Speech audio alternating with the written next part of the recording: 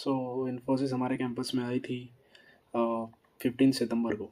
15 सितंबर को कंपनी आई, कंपनी का registration link वगैरह आया, वो सारी चीज़ें हुई। सो वो अपडेट हो गया हमारे कॉलेज के पोर्टल पे। सो फिर सब लोगों ने अप्लाई किया। Approximately 2-3 thousand the students are there who were applied. So इस वीडियो में यही बात करेंगे कि इन्फोसिस की रिक्रूटमेंट प्रोसेस क्या थी, ऑनलाइन टेस्ट में क्या क्या पूछा गया, कब कंपनी आई, कब गई। सो इन्फोसिस हमारे कैंपस में 15 सितंबर को आई थी, 15 सितंबर 2025। And after that we were applied, सब स्टूडेंट्स ने अप्लाई किया। All the branches are eligible. Eligibility criteria is 60-60-60 60% in 10th 12th and 6 CGPA in BTech computer science. It's different for different colleges, but in our college it's 60-60 and 6 CGPA. सो 15 सितंबर को company आई, हम सब लोगों ने apply किया। उसके बाद फिर 7 अक्टूबर को हमारा टेस्ट होना था, जो प्रिपरेशन करना स्टार्ट किया कि इन्फोसिस आई है तो टेस्ट वगैरह हो सकता है। हमने पहले भी LTI माइंट्री और कैप जेमिनी कोग्निजेंट का टेस्ट दिया हुआ था, तो we were prepared at that time.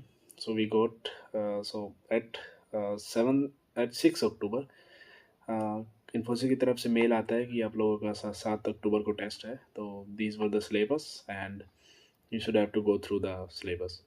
सो सबसे पहले डिस्कस करते हैं कि इन्फोसिस के सिलेबस में क्या होता है।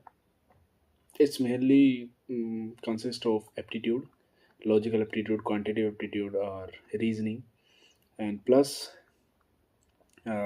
basic pseudocode questions. There is no coding question in system engineer role, so be ready for this. And syllabus होता है logical reasoning, aptitude, quantitative aptitude and logical aptitude. These are pseudo codes of the Java, C++ like pseudo codes, and mainly it's a questions of computer networks or DBMS. Mainly it's a questions. So उसके बाद फिर हम लोगों ने test वगैरह दिया। Test करीब 3 घंटे का होता है, तो हम लोगों ने टेस्ट वगैरह दिया। टेस्ट वगैरह देने के बाद फिर हम लोग घर चले गए। उसके बाद फिर जो हमारा रिज़ल्ट आता है वो आता है 9 अक्टूबर को। 1-2 दिन बाद उन्होंने रिज़ल्ट अनाउंस कर दिया था, तो 9 अक्टूबर को हमारा रिज़ल्ट आता है। उसके बाद फिर हम लोग प्रिपेयर करना स्टार्ट कर देते हैं इंटरव्यू के लिए, बिकॉज हमारा इंटरव्यू में से नाम आ जाता है। Me and my friend were got selected on the interview. So approximately it's short listed 1000 or 1200 were short listed for the interview CV। सो फिर हम लोगों को बताया जाता है कि हमारा इंटरव्यू 10 अक्टूबर को होना है इन्फोसिस का। सो हम 10 अक्टूबर को पहुंच जाते हैं इंटरव्यू देने के लिए।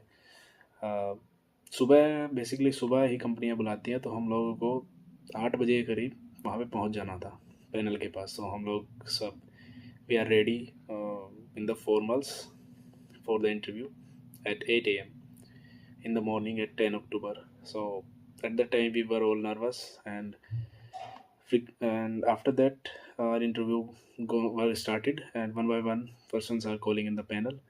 There are 10 to 12 HRs who are taking the interviews. So उसके बाद फिर मेरा नंबर आता है, मैं इंटरव्यू देने के लिए अंदर जाता हूँ।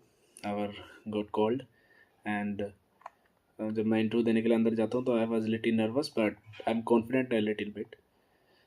सो फिर अंदर जाने के बाद वो HR सामने बैठा होता है, तो he said introduce your self. So first of all I introduce my self and and and take the greetings to the uh, then I introduce myself। and इसमें आपको ध्यान रखना है कि आप लोगों को जो अपना इंट्रोडक्शन है वो ही एक first impression is the last impression basically. तो आप लोगों को इंटरव्यू में इंट्रोडक्शन जितना अच्छा हो सके और जितना प्रिसाइज हो सके उतना अच्छे तरीके से देना है। और जो रेज्यूमे में आप लोगों ने लिखा है, बेसिकली जो रेज्यूमे में आप लोगों ने लिखा है, बिकॉज आप रेज्यूमे की एक कॉपी लेके जाते हो HR पैनल के अंदर, वो HR को देते हो, वो फिर उसके बाद उसमें से ही क्वेश्चन पूछना है। तो कुछ भी उसमें गलत नहीं लिखना है रेज्यूमे में, और ऐसा लिखना है कि आप लोगों को पता रहे कि लिखा मैंने क्या है, क्या क्या प्रोजेक्ट्स मेरे हैं, क्या क्या इंटर्नशिप्स और एवरीथिंग मेरी क्या क्या है। सो उसके बाद फिर मैंने इंट्रोडक्शन वगैरह दी। इंट्रोडक्शन वगैरह में आप लोगों को ही रेज्यूमे के बेस पे सब कुछ बोलना है कि मैंने ये प्रोजेक्ट्स किया है, ये इंटर्नशिप की है, और you are also highlight your academic activities and extracurricular activities also. It's give a positive impact to the HR. फिर उसके बाद फिर उसके बाद मैंने लिटिल नर्वस, और उसके बाद HR मेरे से क्वेश्चन पुट अप करता है रिज्यूमे के बेस पे.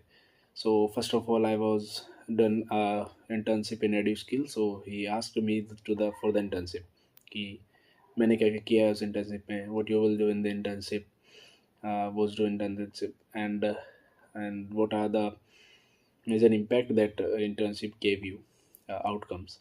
So मैं उसको बताता हूँ कि these, and मैं बहुत अच्छे से आंसर करता हूँ सारी क्वेश्चंस का. उसके बाद उसका एक क्वेश्चन होता है, नॉर्मली एरे बेस पे वो क्वेश्चन होता है कि फैक्टोरियल ऑफ द कोड आप कैसे करोगे. सो बेसिकली फैक्टोरियल या फिर फैबनोकी, इस टाइप के इजी क्वेश्चंस आपको पहले ही प्रिपेयर कर लेने होंगे.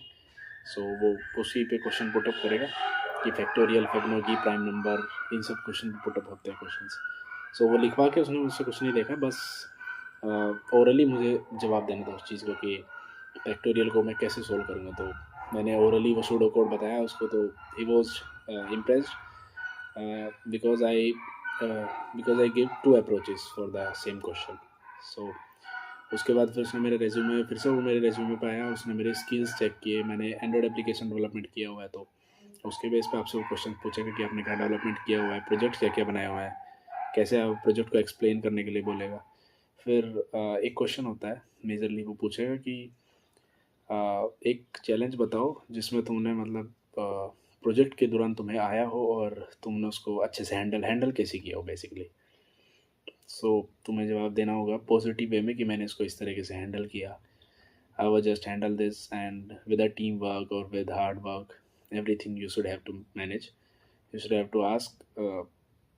You should have to tell them that your outcome is very good. So after that, फिर हमारा इंटरव्यू वगैरह हो जाता है. It goes up to 15 to 30 minutes interview, and after technical interview, it's an HR interview. Basically, किसी किसी campus में HR और टेक्निकल इंटरव्यू साथ में हो जाते हैं, सेम मेंबर लेता है, बट किसी किसी में से अलग अलग होता है. तो हमारे में एक ही मेंबर ने लिया था. तो HR questions are mainly simple and it's a logic based basically, like 3 to 4 questions are same for all the mass recruiters and all the companies, like are you good, willing to reallocate, or are you good for night shift, and that type of question, that type of HR basically questions. You can search on Google, you can get it. So after that, I interview on 10th October. So उसके बाद हम लोग घर चले जाते हैं end result का wait करने लगते हैं कि हमारा आएगा नहीं आएगा. Was little nervous, but on 17 to 20 अक्टूबर हमें कुछ भी पता नहीं होता कि रिज़ल्ट कब आना है. कोई अपडेट नहीं कंपनी की तरफ से, कुछ नहीं. फिर 20 अक्टूबर को कंपनी की तरफ से एक एक्सेल शीट अनाउंस होती है कि these are the student for got selected. So उसमें मेरा भी नाम था. So I am very happy at that time, and मुझे ठीक लगा कि because in this era companies are fired the peoples, and the companies not select the peoples, not select the students easily. So मेरा भी selection हो जाता है as a system engineer Infosys role. But I am very happy because it's MNC and I can grow up from there. मैं अपनी starting Infosys से कर सकता हूँ, और उसके बाद फिर मुझे स्विच करने में आसानी रहेगी और वॉट एवर. सो ये कुछ ऐसा था इन्फोसिस की तरफ से, कुछ ऐसा इन्फोसिस ने कुछ इस टाइप से सिलेक्शन किया. ये रिक्रूटमेंट प्रोसेस थी. और हाँ, मैं डिस्क्रिप्शन में लिंक दे दूँगा HR क्वेश्चंस का और इन्फोसिस लीड कोड क्वेश्चंस का, कि that's these questions are were asked. And there also are DSP and SP role. After that you cleared the system engineer role, you were also offered with a DSP and SC role. DSC and SP role. It's a digital specialist role for 6.5 LPA and 9 LPA. Goes up to 21 LPA. So अगर आप system engineer role के लिए select हो जाते हैं तो आप उन रोल का भी अपग्रेड के लिए भी मतलब पेपर दे सकते हैं। सो ये कुछ जर्नी थी मेरी इन्फोसिस को लेके, रिक्रूटमेंट प्रोसेस को लेके। So hope so this video helps you a lot. Thank you.